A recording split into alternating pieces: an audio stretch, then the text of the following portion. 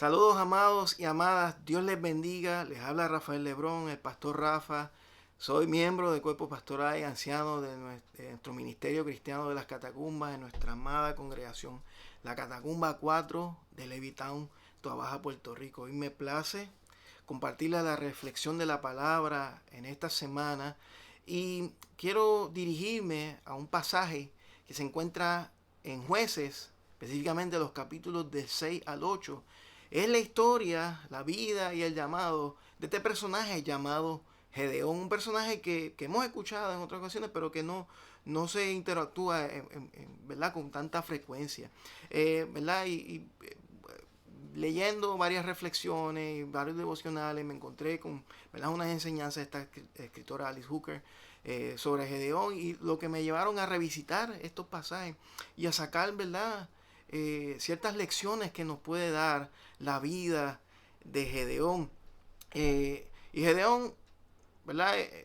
En su historia que se narra en el Antiguo Testamento, podemos ver que era un hombre que llevó una vida profunda, que acudió a la ayuda de su pueblo en un momento que lo necesitaba y sirvió como juez de los israelitas, y que sus acciones pueden ser, ¿verdad?, un ejemplo a seguir y tener varias lecciones que podamos aprender de ella. Así que, sin más, ¿verdad?, vamos a comenzar y ver lo que es la vida de Gedeón. Pueden verificarlo allá en sus casas, en sus Biblias, Jueces capítulos 6, 7 y 8, en lo que, ¿verdad?, vamos a la reflexión en esta noche. Vemos que en el capítulo 6 de los Jueces empezamos viendo que el pueblo de Israel se había metido en problemas una vez más. Recordemos que previo al libro de los Jueces está el libro de Josué, y era la narración de que el pueblo de Israel va a la conquista de la tierra prometida, liderada ¿verdad?, por Josué, quien fue sucesor de Moisés. Y luego que el pueblo de Israel junto con Josué se establecen en la tierra prometida, ellos bendicen el nombre del Señor y le dan gracias. Y Dios les había prometido que iba a estar con ellos cada día y los iba a bendecir, solo si guardaban sus mandamientos, ¿verdad? Y mantenían, ¿verdad?, su vida íntegra de adoración al Señor y siguiendo sus estatutos y su voluntad.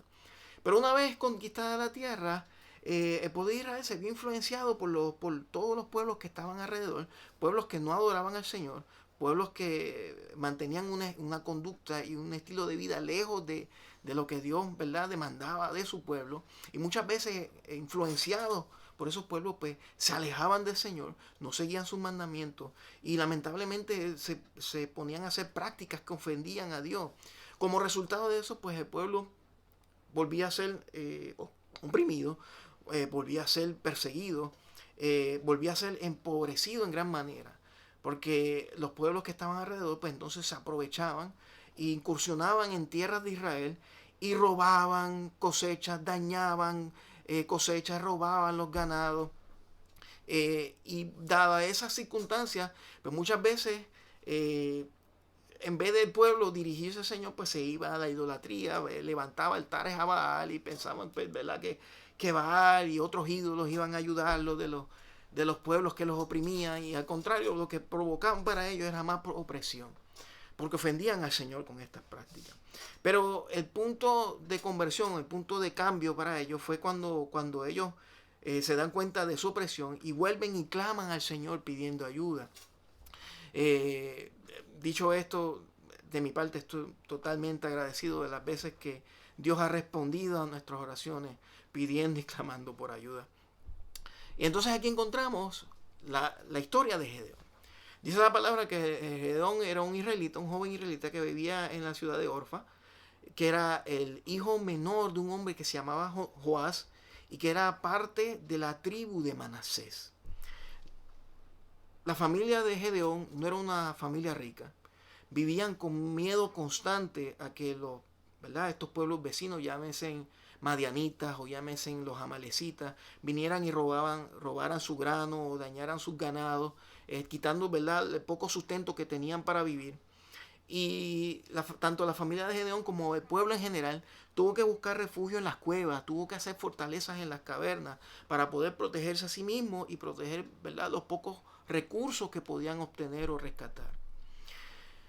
Y la primera imagen que vemos de Gedeón en el libro de los jueces es que él está trillando trigo en un lagar. Y esto no era la costumbre, porque pues, más adelante vamos a ver qué era trillar trigo y qué era, ¿verdad?, un lagar. Y esto lo hacía Gedeón en este lugar para poder proteger el poco grano que podía obtener de esa actividad. Y el hecho de que Gedeón estuviera trillando trigo en un lagar demostraba y nos daba una clara señal de cuál era la desesperación predominante en aquellos días, ya que el lagar no era el lugar apropiado para hacer esta tarea de trillar el trigo. ¿Por qué? Porque el lagar era donde se prensaban las uvas para sacarle el jugo o el vino. Así que cada viñedo, o donde se cosechan las uvas, perdón, tenía su propio lagar. Y un lagar era como un tanque de más o menos de 3 metros cuadrados, profundidad o algo así, donde se depositaban las uvas y ahí se pisaban para sacar el trigo. Sacar el vino, perdón. Por el contrario, trillar el trigo era la actividad de traer toda la cosecha de espigas y poder separar la paja o la cizaña a una parte y sacar el grano para consumir en otra. Y para esta actividad necesitaba un espacio bien grande llamado una era. Y mayormente se hacía en lo alto de una colina, en una cima o un lugar espacioso donde se criaba el ganado. Y ahí se depositaba todas las espigas, ¿verdad? Y la cosecha, y entonces se empezaba a trillar y se separaba lo que era la paja del grano. Y como ya pueden ver, un lagar no era el lugar apropiado, era muy pequeño, era muy poco el grano que se podía sacar de la actividad porque era un lugar incómodo, era muy poca espiga que se podía poner dentro del lagar. Pero lo hacían, número uno, porque era tanta desesperación, era tanto el miedo de que los asaltaran, que necesitaban un lugar secreto, un lugar protegido para poder hacer esta labor y poder sostenerse y sacar aunque sea lo poco de comida que podían sacar de la cosecha. Así que el lagar era un lugar totalmente inapropiado, demasiado pequeño para poder sacar los granos. Pero esta acción significaba, número uno, que era mucho esfuerzo para muy poco resultado. Les proveía cierta lugar, ¿verdad?, seguro, entre comillas, y secreto, ya que al trabajar en el lagar, pues se ocultaba dentro del tanque, no era como un lugar espacioso que estaba a expensas, quizás de los ladrones para ser asaltado. Pero era un trabajo donde también la humillación era muy obvia, ya que solamente una persona totalmente desesperada podía utilizar un lagar para sacudir el trigo. O sea, volvemos, es recalcar el punto de que definitivamente el lagar no era apropiado para hacer esta tarea. Así que hacer esto indicaba que realmente la necesidad era bien extrema. Pero ahí en ese lugar, ahí en el lugar de nuestra humillación, en el lugar de nuestro miedo, en el lugar de nuestro escondite, es que el ángel del Señor se le revela y se le aparece a Gedeón. El ángel del Señor no se le aparece a aquellos que están escondidos en las cavernas, no se le aparece a aquellos que están escondidos en las cuevas, sino que se le apareció a aquel que estaba en aquel lugar haciendo mucho esfuerzo y sin quizá ningún o muy poco resultado, arriesgando su vida por un puñado de comida. Así que el lagar para nosotros podría significar aquel lugar donde se pueden manifestar nuestros miedos, aquel lugar donde se pueden manifestar nuestras ansiedades, aquel lugar donde se pueden manifestar nuestras humillaciones. Puede ser que estés en un momento de tu vida donde estás haciendo un trabajo que no te remunera lo suficiente o que no te paga lo que realmente merece o que no se te aprecia o no se te agradece el esfuerzo que estás haciendo. Tal vez estés en medio de una relación que te desmerece, que te da poco valor. En resumida, trillar trigo en el lagar, como les dije, puede ser que sea tu tiempo de vergüenza, puede ser que sea tu tiempo de miedo, puede ser que sea tu tiempo de desesperación, de necesidad o desesperación. Pero es el lugar donde Dios puede hacer un milagro. Es el lugar donde si tú pones tu corazón y tu confianza, Dios se puede manifestar y hablar a tu vida. Tal vez en ese momento Gedeón estaba trillando trigo en un lagar, pero más adelante vemos cómo la narración Dios lo convierte en juez de Israel y muere con un hombre honrado en la historia del pueblo elegido de Dios. El libro de los jueces, y como en toda la Biblia, el tema principal es que si pones tu confianza y tu dependencia en el Señor, Él te va a dar dirección. Él va a encaminar tus pasos. Él va a afirmar tu vida. Él te va a dar la esperanza. Él va a iluminar tu corazón. Y esto es lo que queremos enmarcar, ¿verdad? Y reflexionar a través de esta narración. Encontramos a Gedeón trillando trigo en un lagar. Es un joven que intenta ayudar a su familia en medio de una extrema necesidad. Intenta conseguir el grano que los va a sustentar. Intenta evitar también que los madianitas lo encuentren y le roben lo poco que ha logrado alcanzar. Lo que aprendemos es que Gedeón, a pesar de que se está escondiendo, a pesar de que puede que su vida esté llena de temores, a pesar de que su vida está llena de ansiedades, alberga quizá un pequeño madejo de esperanza y se esfuerza para lograr, ¿verdad?, que su familia y él puedan sostenerse y sobrevivir en tiempos álgidos y de conflicto. Tal vez su familia ya no tiene o guarda la confianza del Señor. Su familia se ha convertido en adoradores de Baal.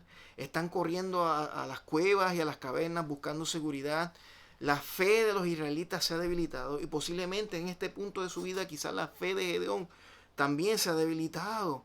Y aún así vemos que él va a ese lugar porque mantiene un pequeño puñado de esperanza. Y que aunque su fe es debilitada, mantiene quizás su mirada fija en el Señor. No sabemos, ¿verdad?, qué tanto él está en contra de las actividades de su familia o qué tanto él ha participado. Pero el hecho de que se aventure a adentrarse a esa actividad, guarda una esperanza de que se manifieste el Dios, el verdadero y el Dios de Israel. Y en medio de esa situación, Dios llama a Gedeón y lo afirma diciéndole: el Señor está contigo, valiente guerrero. Gedeón se sorprende por esta manifestación, a lo que le responde a Dios: Señor, ¿cómo yo voy a salvar a Israel?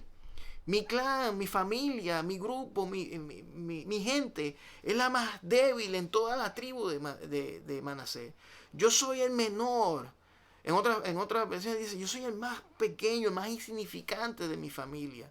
Pero el Señor le manifiesta, el verso 16, ese capítulo 6: yo estaré contigo.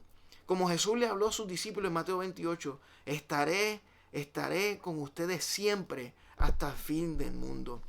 Cuando Dios le habla a Gedeón, lo describe en el punto de lo que él puede llegar a ser en el Señor, no como él está, ¿verdad?, descrito en ese momento. En ese momento Gedeón se da cuenta de sus debilidades, de sus limitaciones, que es un joven que está, ¿verdad?, viviendo de acuerdo a las costumbres de su familia. Ve que por sí mismo no tiene nada que ofrecerle a Dios, mucho menos convertirse en un valiente guerrero. Pero sabe que Dios vio lo mejor en Gedeón. Dios vio más allá de sus defectos, Dios vio más allá de sus debilidades. Lo mismo pasa con nosotros. Dios ve nuestros corazones. Él sabe quiénes somos realmente. Él ve nuestras debilidades, Él las conoce, pero Dios también sabe que si nosotros confiamos en Él, tenemos todo necesario para hacer el trabajo y para hacer la voluntad a la cual Él nos ha llamado. En 1 Corintios 26, 29 dice, 1 Corintios 1, 26, 29 dice, y esto me da mucha esperanza en el Señor: pues mirad, hermanos, vuestra vocación, que no soy muchos sabios según la carne, ni muchos poderosos, ni muchos nobles, sino que lo necio del mundo escogió Dios para avergonzar a los sabios, y lo débil del mundo escogió Dios para avergonzar a lo fuerte. Y lo vil del mundo y lo menospreciado escogió Dios, y lo que no es, para deshacer lo que es, a fin de que nadie se jacte en su presencia. Podemos pensar que somos débiles, pero Dios sabe que en Él somos fuertes.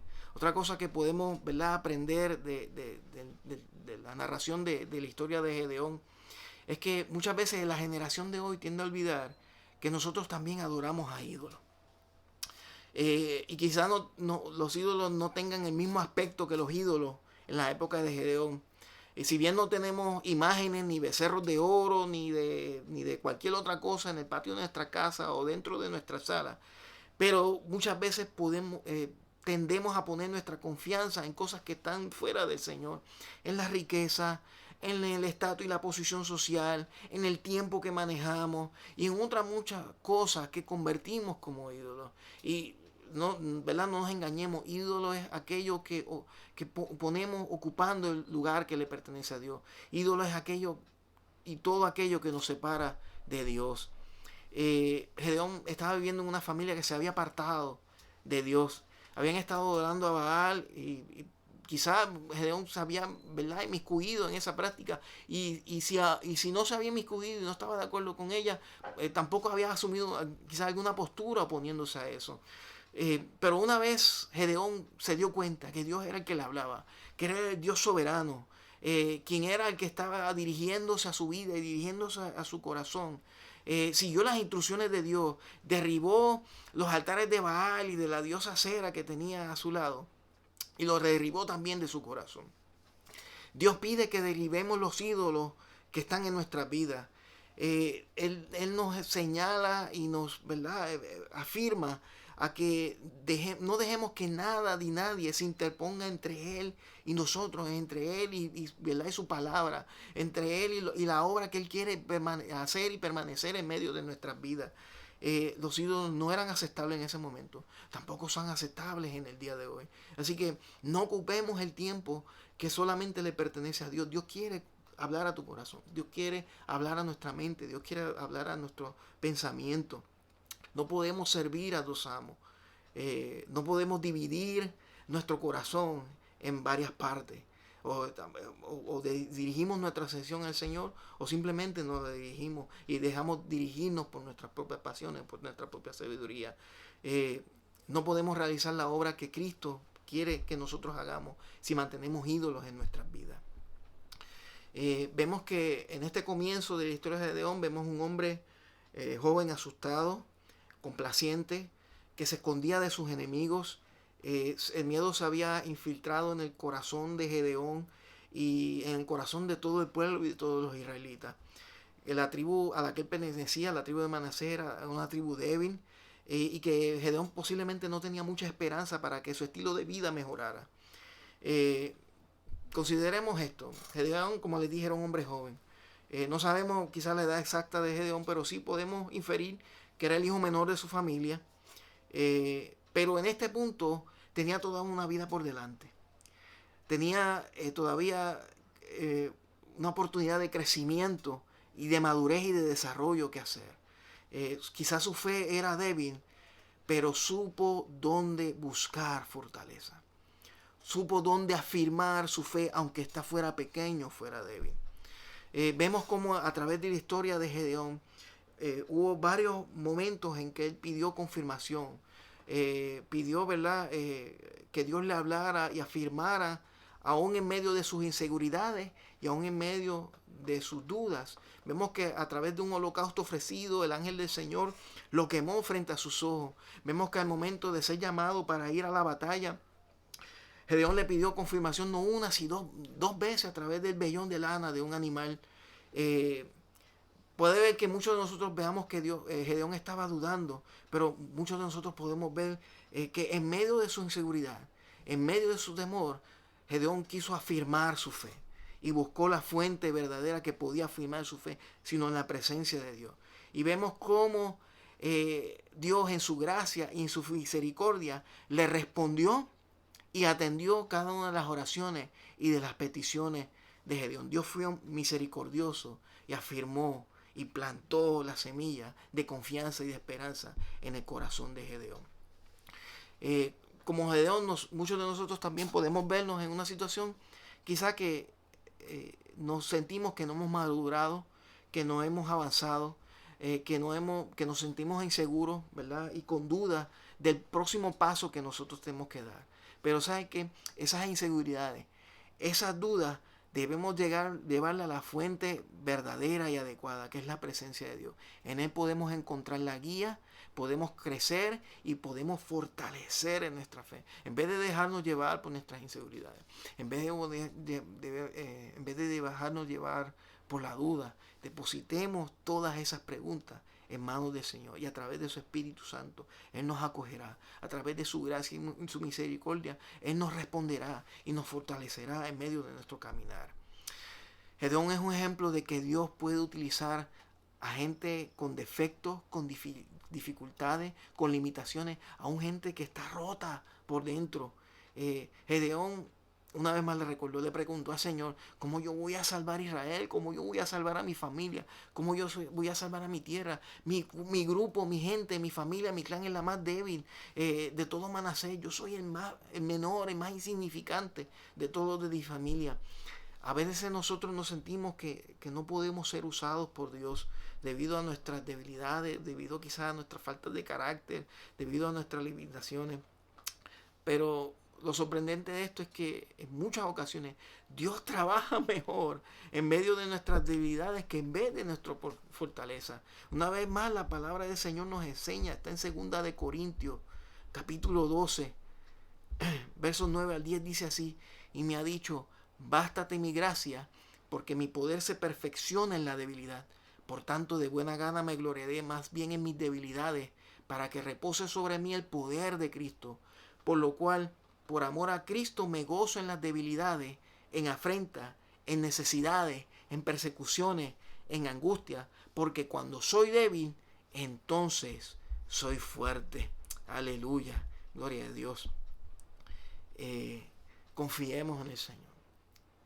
Dios nos utiliza, aún así como estamos, rotos, inseguros, con dudas. Simplemente avivemos nuestra fe y nuestra confianza. Dios se puede glorificar aún en medio de esas cosas. Gedeón era, ¿verdad?, un muchacho cuando Dios lo llamó. Él no sentía que tuviera lo necesario para completar la tarea que Dios lo estaba llamando y lo estaba encomendando. Lo que podemos entender esto es que Dios no estaba mirando las calificaciones de Gedeón, no estaba mirando, ¿verdad?, las fortalezas o las aptitudes de Gedeón. Su llamado no tuvo nada que ver con los hechos o con los logros que había tenido Gedeón. De hecho, no había tenido ninguno. Simplemente se había decidido hacer algo por poder sostener, aunque sea con lo poco que hacía, por poder sostener a su familia. Y Dios lo que estaba mirando era la calidad del corazón de Gedeón.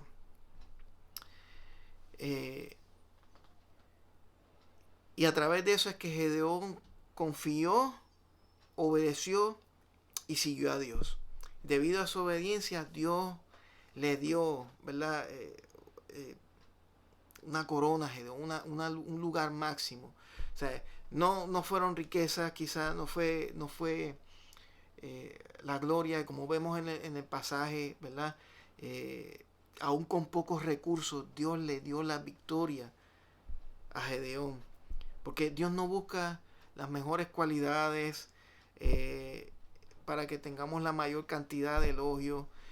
Dios está buscando personas que, como Gedeón, tengan un corazón presto, ¿verdad?, para poder ser bendecido y usado en su voluntad. Que seamos personas normales, que trabajemos para Jesús en nuestra vida diaria. Servir a Dios fielmente no se trata, ¿verdad?, de la cantidad o de cuán fuertes seamos, sino que todo es cuestión de la calidad de tiempo que dediquemos en buscar al rostro del Señor, de la capacidad que nosotros tengamos de poner nuestra confianza en Él. ¿Cómo podemos, ¿verdad?, aplicar todos estos aspectos de la vida de Gedeón en nuestras vidas?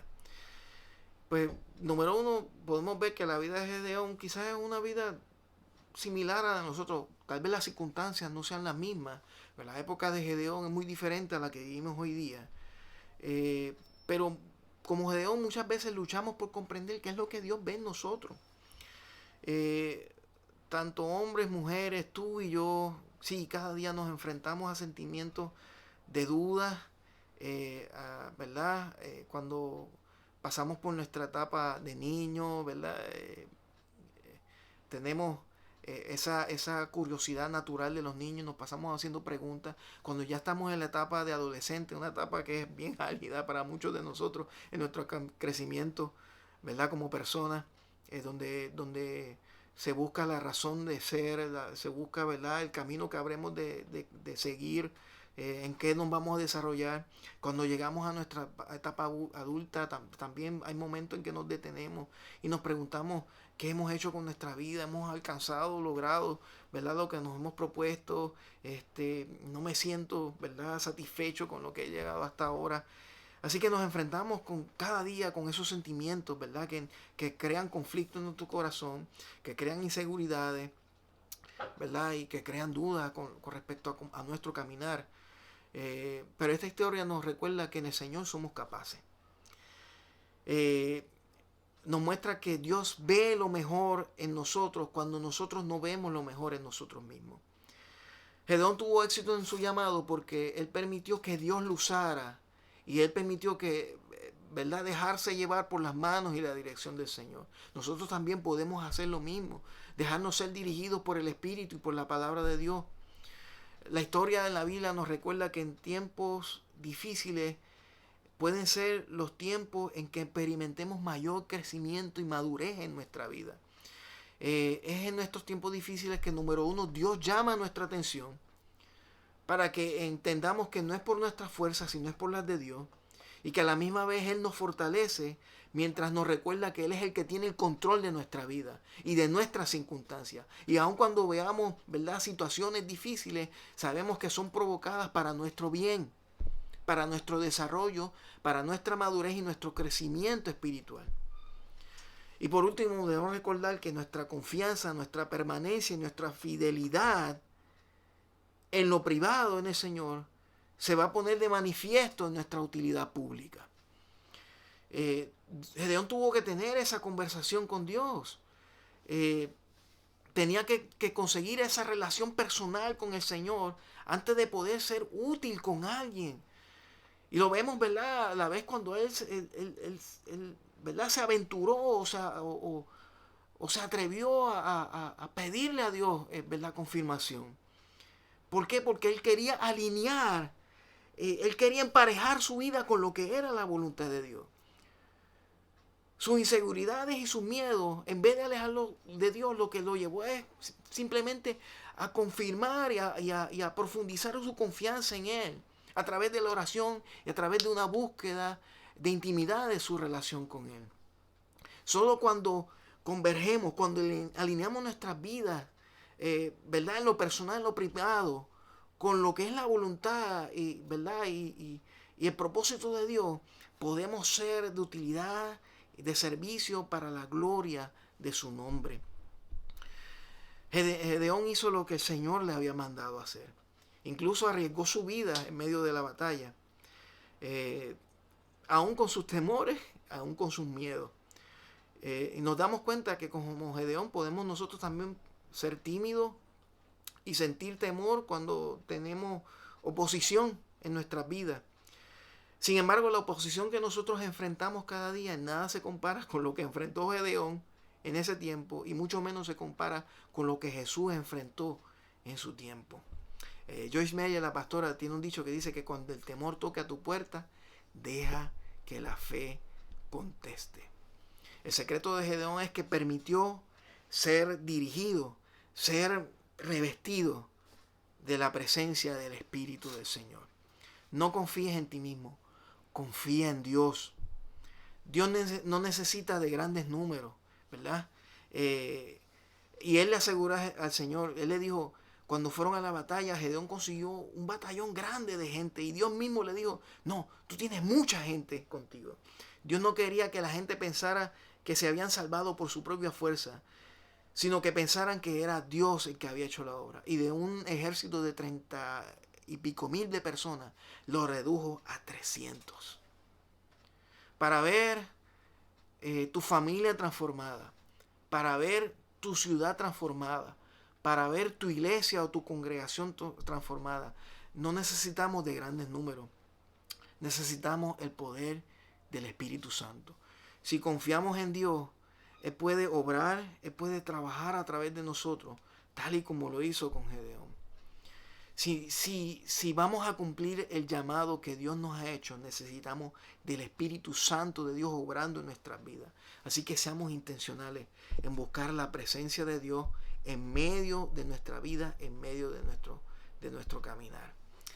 Que nuestra oración sea que pidamos al Señor por su Espíritu Santo para que venga sobre nosotros y nos ayude, nos transforme y nos dirija cada día.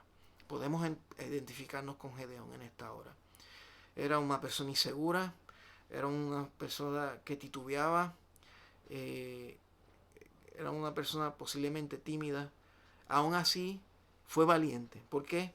Porque depositó todos sus temores, porque depositó todas sus inseguridades en las manos del Señor. A pesar de sus dudas, tuvo la sabiduría, tuvo la sensatez de buscar cuál era la verdadera intención y voluntad del Señor, y de cerciorarse y confirmar de que él había entendido bien las instrucciones y la dirección de Dios para su vida. Si vamos a hacer algo, necesitamos saber bien que hemos escuchado bien la intención y la voluntad de Dios. Y una vez que Gedeón estuvo seguro de cuál fue la voluntad del Señor para él, nada, absolutamente nada, pudo detenerlo. La vida de Gedeón, un hombre ordinario, puesta en el servicio y en la gloria de un Dios extraordinario. Él respondió, él obedeció y él siguió y esperó en Dios. Y es un ejemplo para nosotros, para afirmarnos y afianzarnos en que no importa quiénes nosotros seamos, de dónde venimos o cuál es nuestra situación actual, nada de estas cosas puede evitar que Dios nos use para su gloria. Espero que esta reflexión te haya bendecido, te haya ministrado, ¿verdad? Y haya, ¿verdad?, sido de bendición para tu vida. Gracias por estar con nosotros. Que el Señor te bendiga. Cristo te ama.